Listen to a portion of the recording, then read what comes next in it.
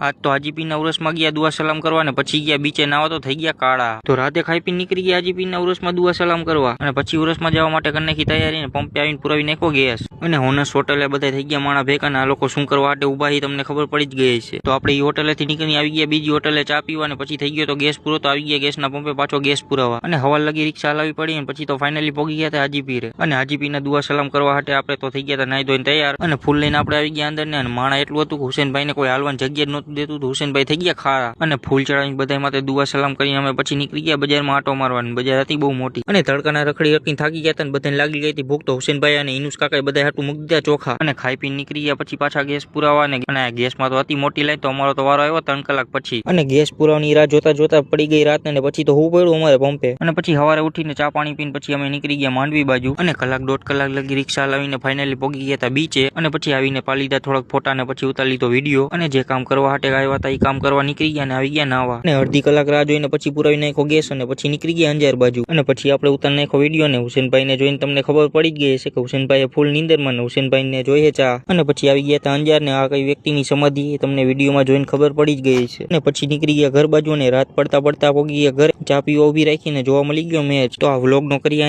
and અને મળી બીજા